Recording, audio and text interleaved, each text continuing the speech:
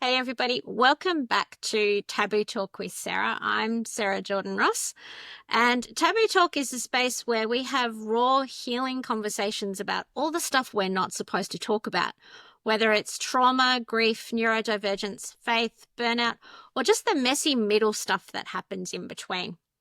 We talk about the tough stuff so you never have to feel alone, and today I'm joined by Nic Hutson, a woman whose story feels especially close to the hearts of many in our community. Nic has a background in HR and corporate resilience coaching, but what makes her story so powerful is how she turned all of her professional tools onto herself in her own lived experience journey.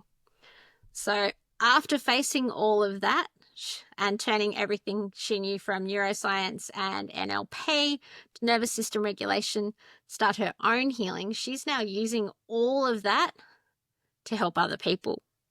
So this conversation isn't corporate strategy. It's about those moments that broke her open, the things she had to unlearn and relearn, and what recovery actually looks like when you stop performing wellness and start embodying it. So, Nic, thank you so much for being here and for persevering through some tech issues to get on today.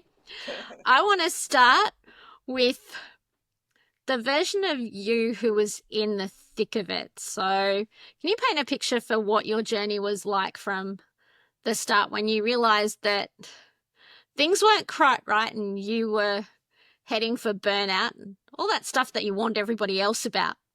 Yeah, for sure. Thanks for having me, Sarah. Lovely to be here. And yeah, it's exactly right. So I was like many people. I was or am a mum. I'm a corporate employee. I am, a wife and a friend and all the things that other people are too. And I spent a lot of my years in corporate HR, so 20 plus years in corporate environments supporting other people. And I think it's really common, especially for people who end up in that kind of space, to be everyone else's support and you put yourself last. And that was definitely my story. So I had a young family. We don't tend to go so much with labels, but if we did go with labels, they would have been labeled as neurodiverse or on the spectrum. But part of my challenges were really around, I was trying to juggle all the things that most people are trying to juggle: corporate life, family life, climbing a corporate career, raising children, being a good friend, a good wife, all those things. Keeping And all the balls in the air. keeping all the balls in the air, that's exactly right. And for me, back at that time, this would be 10 or so years ago, before COVID, there was very little balance between corporate and family life. You were expected to leave your personal life at the door when you came to work every single day. And so I had real challenges around the expectations that I had set for myself around what did family life look like. I looked around and I spoke to my friends and my colleagues, and they all had a family life that was very different to mine. And I think when there's a disconnect around your expectations and your reality, that's where the challenges can really rise. And so that was very true for me.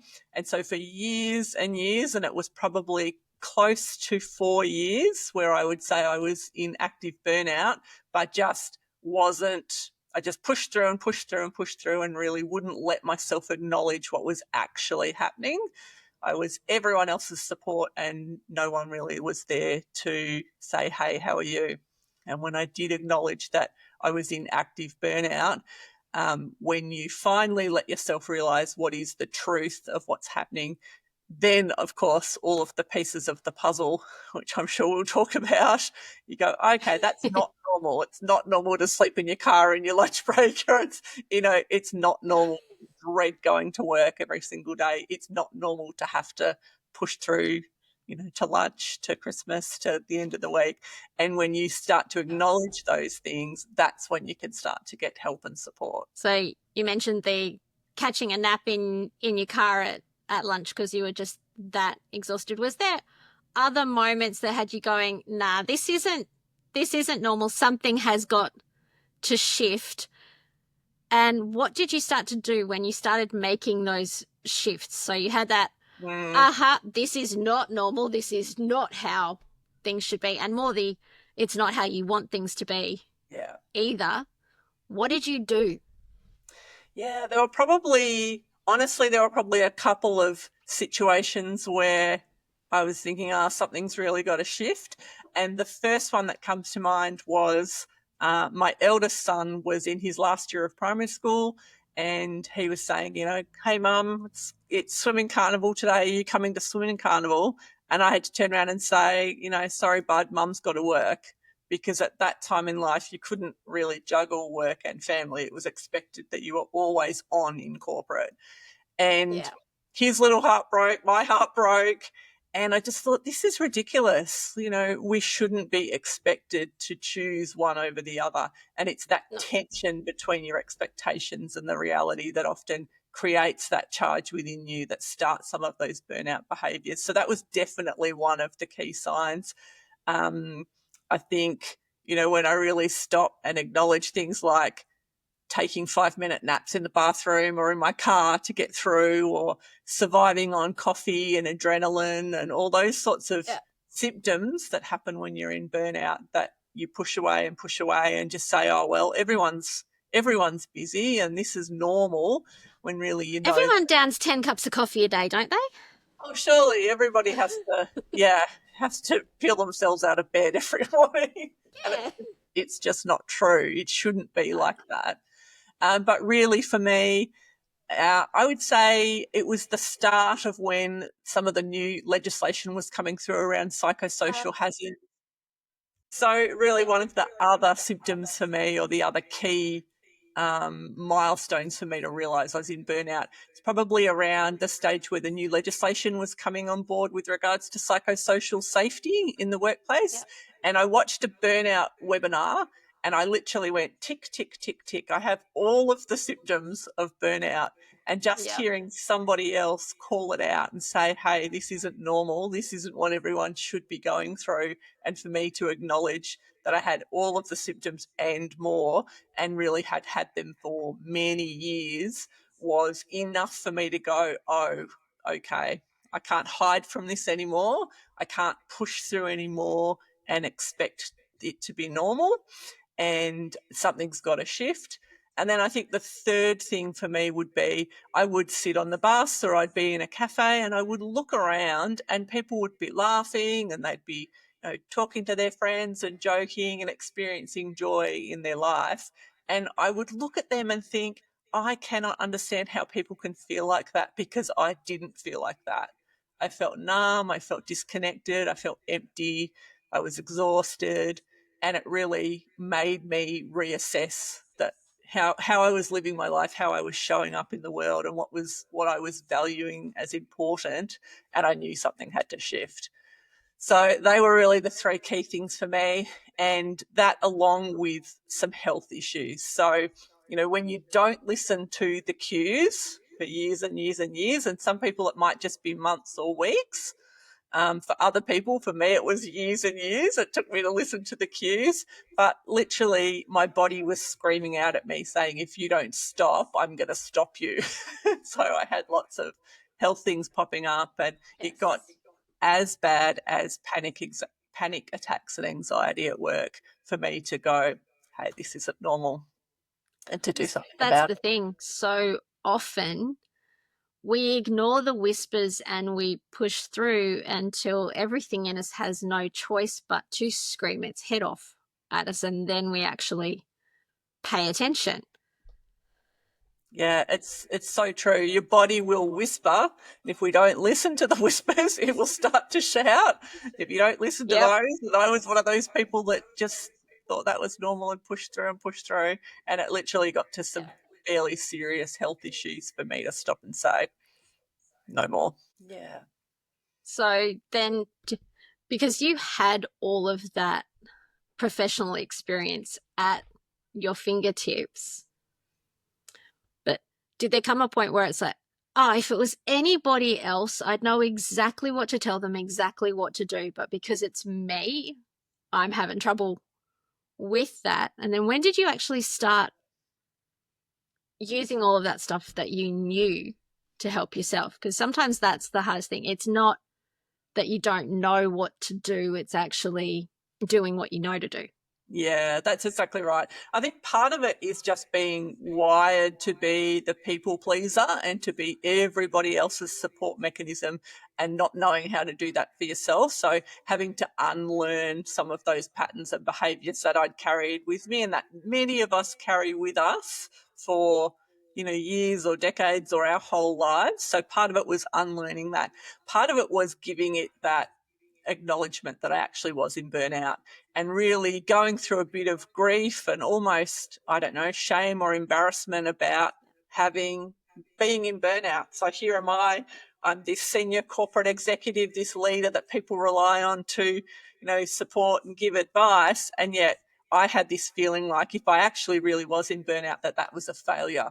But getting Mm. past that and knowing that it can happen to everybody, it can happen to anybody, and all you need to do is recognize those symptoms and take the steps because nobody wants to live like that. Like it's a horrid way to live. So once I finally did that, I think that was part of the journey. And it was learning things like, really understanding that it doesn't have to be, spending, weeks or months or, some of the things that we can do to get out of burnout are very simple, quick things that you can do daily. So it's around repetition and consistency more than anything else, and really being able to identify what thoughts are happening. What are those, of those 70,000 thoughts that we have every single day?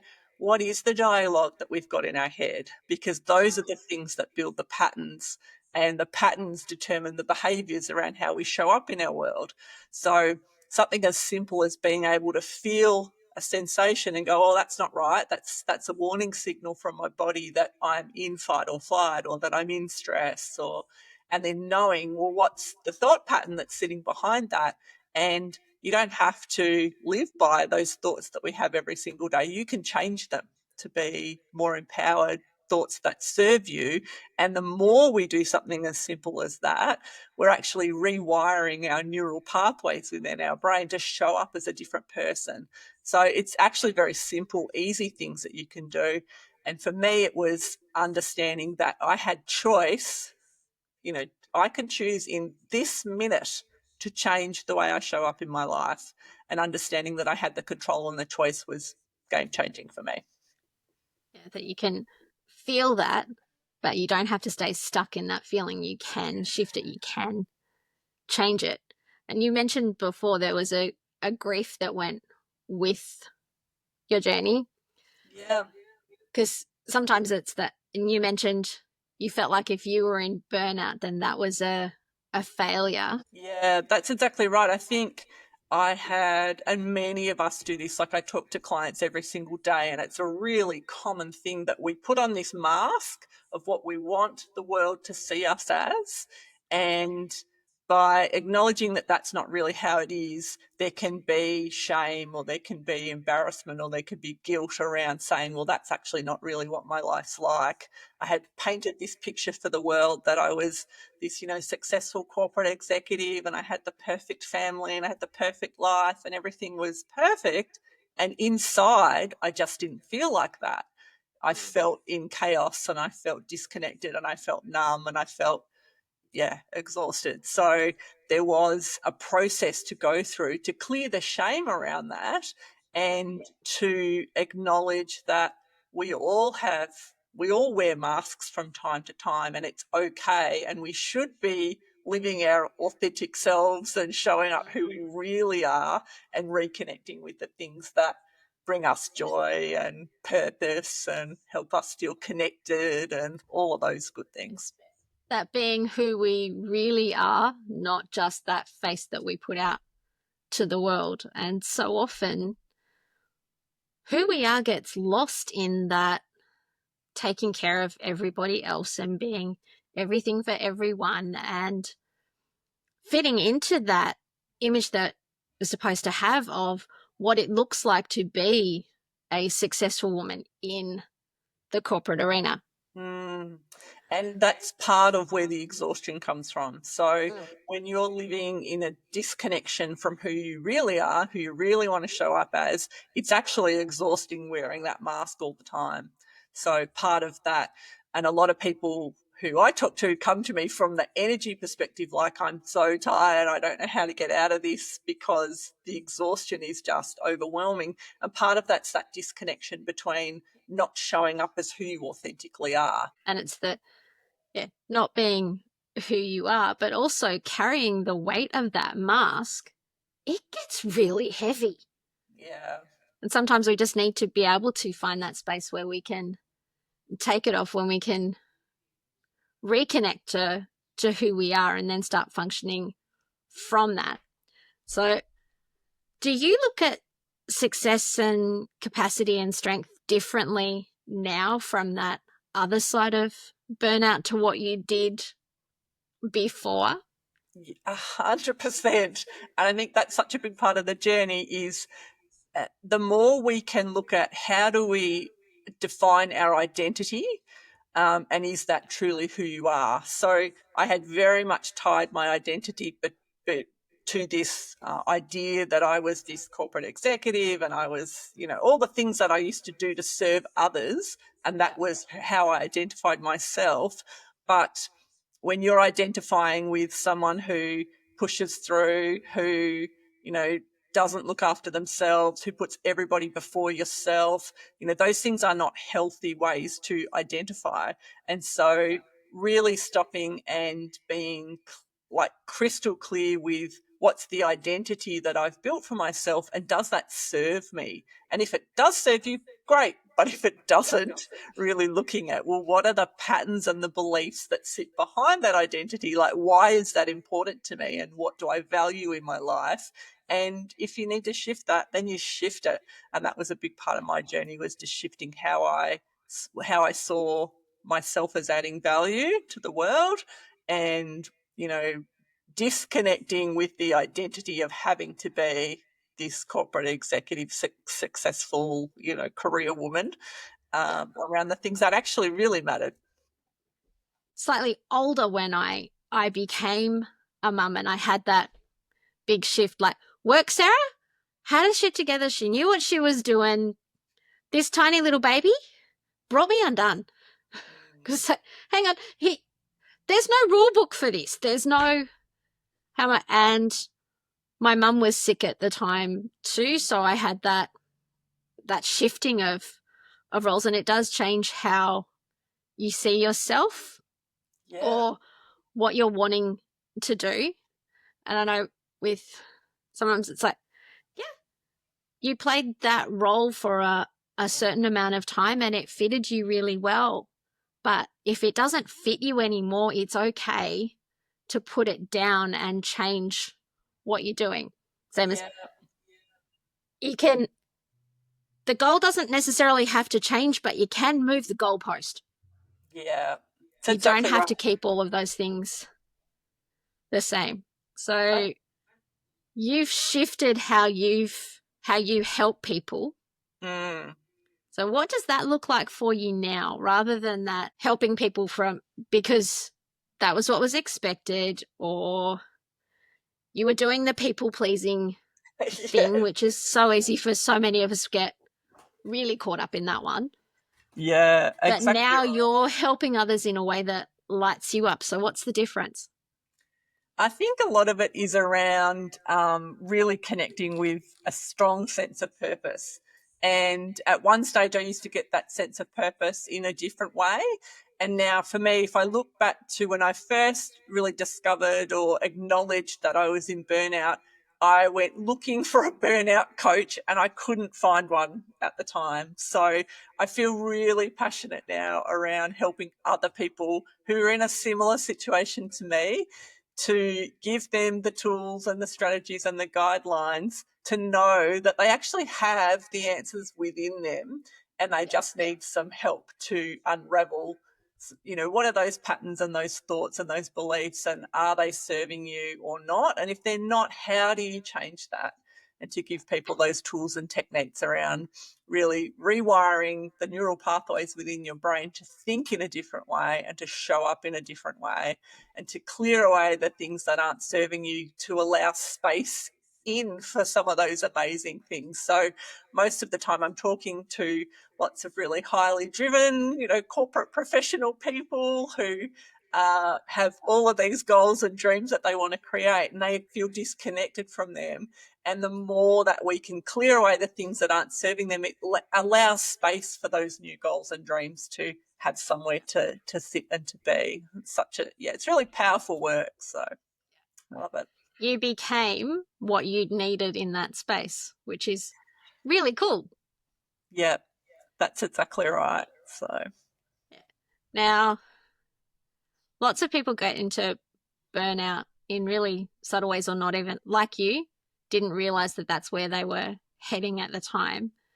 Now, a lot of people that listen are parents of neurodivergent kids, or they're carers in some way or another, because a lot of us are in that fun generation called the sandwich generation. We have elderly parents who are needing help and support, and we have little kids who also need help and support. And yeah, neurodivergence is a whole other conversation too, of the struggles that can be part of being carer there. But carers quite often are silent in that burnout. I've seen it more so with carers of dementia sufferers, that the carer ends up needing care because they've been focused so much on the person that they're caring for that they forget about themselves. And it's one of those roles where there isn't any sick leave, and there's no holidays, no awards, no recognition in so many ways. They're just constantly giving. So what would you say to somebody who's in that space, that they're absolutely exhausted, but they feel like there's no way out of that? Yeah, I think that feeling of being stuck and having no choice is a really common one. And I guess I would say that you may not be able to change the situation you're in, but you can change how you relate to it. So that would be the first thing. So again, noticing what is the dialogue that you've got around your situation. So is it things like, I'm the only person who can help, or, I can't stop, or you really be getting crystal clear on what's the dialogue or the pattern that you're running, or the story that you're telling yourself at that time, and is it really true, and what could be an alternate story that could still serve you. So if it's, I have to do everything myself, well, is that really true? And are you open to help when help is presented, or are you telling yourself the story that you are the only one who can carry this? And I'm talking about myself here. So, growing up with like bringing up a young family who had lots of different challenges, I had a story running that, well, I was the only one who could be there to do that, even though I had support all around me when I stopped and would accept that help. So I think that would be the first thing, is to be really clear on what stories are you telling yourself around that. And even simple things like, gratitude. So for me, a big turning point was switching that gratitude back on. Like I love just being outside in the fresh air and feeling the feeling of sun on my back, like just acknowledging the really simple things, or seeing a beautiful sunset and like letting you really feel the emotion of how that makes you feel. Because so often when we're caring for other people, you put your own emotions, the good ones and the bad ones, you push them away. So really reconnecting with how you're feeling in that moment, and it's okay to feel the emotions, good and bad, and working through those.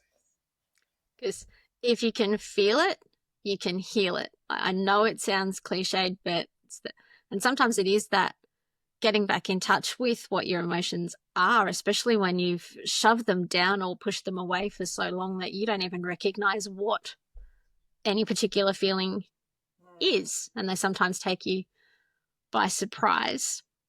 Yeah. Yeah, that's so But true. yeah, And we it's can become really, or our bodies can almost become addicted to even the negative emotions. It's the chemical process that happens in our body that rewires us into that old state and that old story. So there is a process around repetition and consistency to build a new neural pathway in our brain to show up in a different way. And it sounds like a really hard thing to do, but it is really simple things like catching that thought and working out if it's serving you or not. And if it's not, absolutely flip it to what would the opposite thought of that be, and find a really powerful thought. And every time you catch yourself saying, you're not good enough, you can't do this, this is hard, switching it to the most powerful opposite of that that you can. And it may not feel real to you at the start, but the more that you can do that, the more your brain starts to believe the new pattern of thinking, and then you actually wire that into your brain in a different way. and especially when you do little things like with that new thought, the how do you know it's true? Or even with the old thoughts, how do you know that's true? Is it still true? Is it actually serving you? And if it's not, yeah, switching to that opposite thought and doing things. Because our brain it's wired to keep us safe. That's what our stress response is all about. And whatever you're saying, your system will look for evidence to prove that whatever it is you're thinking is true. Yeah. So if you can find well, that's true because when I do that, this happens, and follow that through, you can then shift that thought that doesn't serve you, you can shift it to that better one by finding where Mm. it's true. Exactly right. We're probably going to nerd out a little bit now, but there is that little part in your brain called the reticular activating system, and you're exactly right. It will scan the world and it will look for evidence to support whatever you believe. So if you believe something that's not serving you, it'll find evidence to say, see, you're not good enough, you can't do it. But equally, if you believe that you can do it and you're strong and you're powerful and you've got the resources, the reticular activating system will also scan the world and give you examples of that too. So knowing that there's actual science behind this around how we think and how we can change how we think to show up in a different way. And another geek out thing that we could do is that whole neuroplasticity. So just because it's always been a certain way doesn't mean it has to stay that way. Our brain restructures itself quite well. Yeah. An analogy that I love is like if you think about when you've lived and shown up in a certain way for weeks or months or years, the brain wires together and it's like a superhighway. So if you think about like a 6-lane highway with all the cars on it, and so your brain knows that that's the way to get from A to B. But when you're starting to reprogram and think in a different way, it's a bit like having to kind of beat your way through the bushes to make a new path. And at Bit the of a new road. start, yeah, a new route. At the start, it's not always easy, but the more you can take that new path, the stronger that path will be built. And eventually that becomes strong like that superhighway, and that old way of thinking will degrade and break away, and you won't think like that anymore. So it's just being really conscious to your thoughts and how you're showing up, and really, as you were saying, testing those beliefs when something pops up for you, going, well, is that really true? What would, if it was different to that, how would it look and feel? How would I feel if I showed up in a different way today? And the more you can do that, you can rewire that new pathway. So I have to do everything myself. I'm the only one who can do it. Well, what if instead of thinking you're the only one who can do it, you there's always help around me when I need it. I just have to accept it. Because sometimes it's that asking for help that we find tricky, but it's also the accepting help when it's given. Not do that. No, I can do it. I'll be right. Yeah. And sometimes you can, but sometimes you do need that Yeah. help, and it's okay to say that and to see that okay, they may not do it exactly the same way that Yeah. you would, but that can be okay too. Yes, that's. I was going to say something very similar. So we can often find ourselves saying, "Well, I could accept this help, but they'll do it slightly different to me." But that's actually okay. Yeah. At the end of the day, it's okay. Yeah. Some way, my way, or the highway does not work. That's right. Okay. So, if you could pass on just one insight from your journey to somebody who's in that burnout or even just catching themselves heading into burnout, what would you say? Look, I think it would definitely be around realizing that we always have choice. Even in the most tricky, most challenging situation where it feels like you're stuck and it feels like there's no other options, there's always options. So just having that understanding that at any moment you can choose to show up in a different way, to think a different thought, to behave in a different way, even if it's something very little, all those little incremental changes over time build, and they build and they build and they build.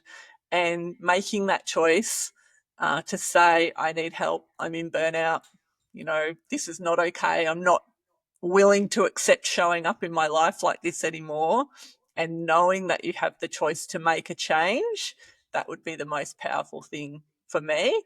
And really, we have everything within us to show up differently if we want to. We can choose at any moment to show up as a different version of ourselves, and we've got the tools within us. Sometimes it just takes a bit of help and support to have someone to be able to show you the way, and to sometimes hold the mirror up to things that you can't see in yourself, but we have it innately within us. We're not broken. We don't need to be fixed. We have all of the tools and the resources within us. We've just got to choose to make a change. I love that. That we have choice and we're not broken. That we don't need fixing. We just need to be able to make different and better choices. Yeah, yeah.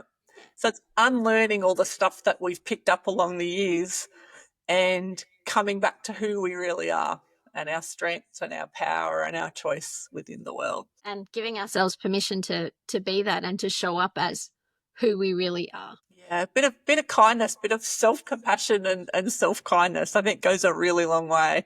And that's often what's missing. I know for me, everyone else came before me, and when you think about giving back to yourself, often you think, oh no, I can't do that. You can. You definitely can. And you show up as a better version of you for all the people who rely on you if you can give yourself a bit of self-compassion.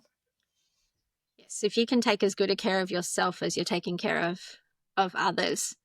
And something I've been a massage therapist for 25 years.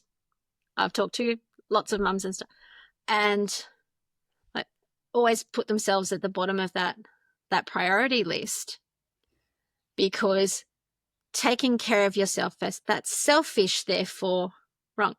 I like to tell them, have a think about it. If you collapse in a screaming heap because you haven't been taking care of yourself, what happens to those people that depend on you? Now tell me which is the selfish thing. So true. It's such a powerful concept, isn't it? Yeah. Sometimes it's just that we need to shift that way that we're thinking of things or come at it from another angle. Yeah.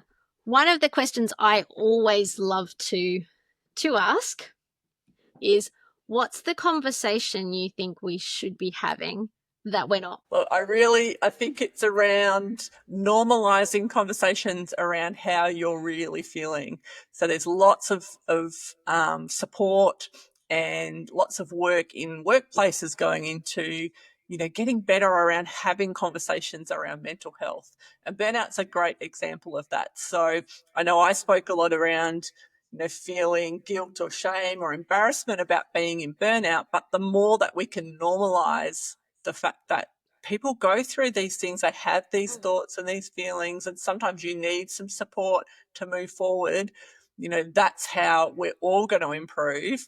And if we're in a workplace scenario or in a family unit or, in life in general, the more we can remove the stigma from needing this help and support, the better off everybody will be around, taking those first couple of steps to get that support and to move forward and to show up as a better version of yourself. Because in similar steps, if we look at the statistics around mental health, and particularly with our young people, the fact that so many are on medications for mental health concerns, or the fact that our youth suicide rate is amongst the highest that it's ever been. Those statistics, if nothing else, should tell us that if you are going through those struggles, you're not alone, because look at how many other people are there with you. And if we actually had those conversations and did more than the, hey, how you going, that we actually talked about how are you really, Yeah, we might see some really big shifts. And it's great that we're starting to see it in workplaces, that there's not the stigma that there would have been 20 years ago, but it's still there. that's right. So I think the more we can talk about it, the more we can normalize feeling some of these feelings and taking the steps, to be in a better place, the better off all of our workplaces and all of our different environments will be. And it gives people almost the permission, if they're feeling some of these things but don't want to acknowledge it, to say, okay, someone else feels like that too, and you can work through it. There are things that you can do. There is a path forward. There are some simple things that I can do to feel better, to show up in a different way. And that it's okay to say that you're not okay. Yeah, that's right. Or that you're not okay, but you'll get there. You just need the help and support, and actually being able to find that help and support. So on that note, if people wanted to get in touch with you, how's the best way for them to do that? Yeah, absolutely. So I'm pretty active on social media. So I am Nic Hutson, the Corporates Resilience Coach, and you can find me on Instagram, Facebook, and TikTok, and also connect with me through a couple of different programs. So I do one-on-one coaching, and I also do small group coaching. And in a couple of months' time, I'm relaunching my new program, which is called the Resilient Leaders Academy. So really looking at helping and supporting leaders in this space in a really supportive small group environment, where you're with lots of like-minded people who are going through similar things on the journey and learning and becoming better leaders and better versions of themselves, and sharing their knowledge and wisdom at the same time. That is definitely a program I need to know more about. And we will put all of the links to Nic in the show notes so that you can connect with her. And I'd love to thank you for being here today, for your honesty, your insights, for sharing your heart with us. You've modeled really beautifully what it looks like to turn that knowledge into healing, not just for others, but for yourself, and healing yourself first so then you can help others. And your story is a powerful reminder that healing doesn't begin with having all the answers. It begins with a willingness to apply what we already know gently and consistently to ourselves. And to you listening, if something in today's conversation resonated, please know this: burnout isn't failure. It's a signal. Your capacity doesn't define your worth, and you don't have to wait until you reach breaking point to begin healing. You're allowed to respond with care. This has been Taboo Talk with Sarah. You can find Nic online. We'll put all of those details in the show notes. Until next time, take care of yourselves, take care of each other, and remember, your story matters, so share it. You never know when it might be your story that makes the difference in someone else's life. Bye for now.